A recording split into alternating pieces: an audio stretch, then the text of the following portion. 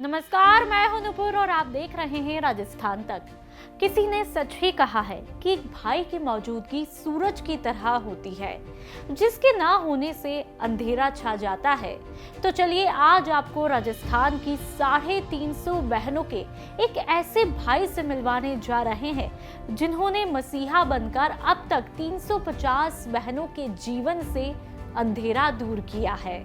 जी हाँ, राजस्थान के करौली के अनिल अग्रवाल, जो कि साल भर बीहर मजरा ढानी में अनाथ कन्याओं को ढूंढकर शादी कराते हैं और उनका ताउम्र सुख दुख में साथ निभाने का वादा निभाते हैं। अनिल इन बहनों के सगे भाई नहीं, लेकिन हर रस्म अपनी तमाम बहनों के लिए निभाते हैं जिनका दुनिया में कोई नहीं। चाहे होली हो, दिवाली हो या रक्षाबंधन का त्योहार, उन अनाथ बहनों के घर ही मनाते हैं जिनका हाथ पीले कराकर विदा किया था। अपनी बहनों के हर फर्ज को पूरा करने के जुनून के चलते अनिल अपने ऊपर किसी तरह की फिजूल खर्ची न कर बहनों के लिए बचत करते हैं। इसके लिए अनिल बताते हैं कि वे उन्हीं बहनों का शादी कराने के लिए चुनाव करते हैं वास्तव में जिनके माता पिता भाई बहन नहीं हैं, असहाय जरूरतमंद होते हैं। अनिल अग्रवाल ऐसी करीब 350 सर्व समाज की कन्याओं का विवाह कर घर बसा चुके हैं। चलिए अब आपको बताते हैं कि कौन है समाज सेवी अनिल अग्रवाल।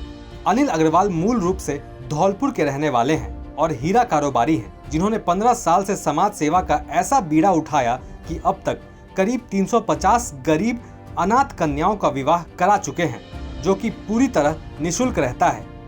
इस परंपरा की शुरुआत अनिल अग्रवाल के पिता नारायण दास अग्रवाल ने शुरू की। स्वर्गीय नारायण दास अग्रवाल ने अपने शुरुआती दिनों में बेहद गरीबी देखी।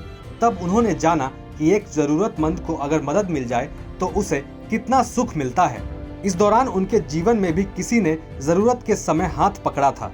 तभी से उन्होंने ये परंपरा शुरू कराई कि घर परिवार में जिस भी बेटी या बेटे की शादी होगी, उसी दिन गरीब व असहाय कन्या व दिव्यांगों की मदद की जाएगी। इस पूरे मामले पर अनिल अग्रवाल का क्या कुछ कहना है, चलिए वो भी सुनवा देते हैं। आपको ये प्रेरणा कहाँ से मिली? राजस्थान के करौली जिले में एक देवी जी का मंदिर है, कैला देवी का।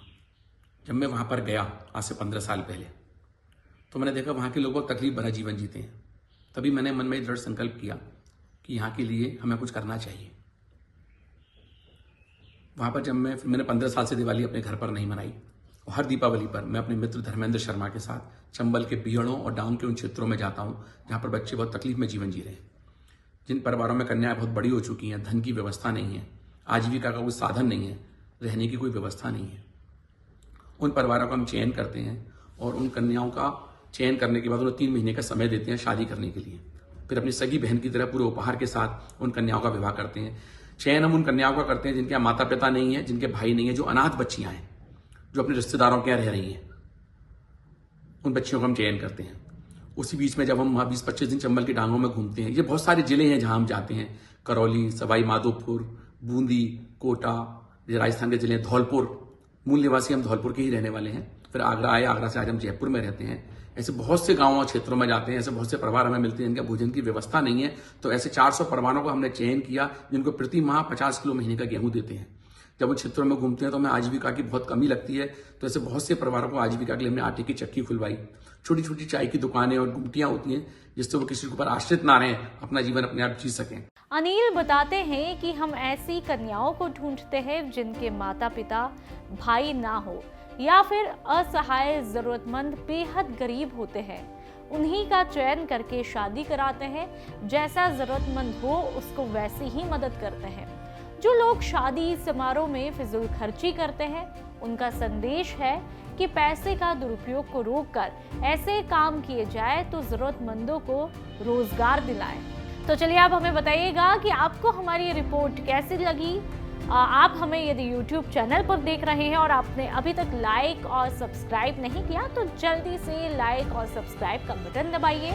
और आप हमें Facebook पर देख रहे हैं तो वहां पर भी जल्दी से लाइक कर दीजिए और कमेंट करके बताइए कैसी है हमारी रिपोर्ट, इस पर आपकी क्या कुछ राय है। तो आपको ये भी बताते हैं कि राजस्थान तक अपनी वेबसाइट भी लॉन्च कर चुका है, तो राजस्थान की तमाम खबरों को आप देखिए rajasthantak.com पर। नमस्कार।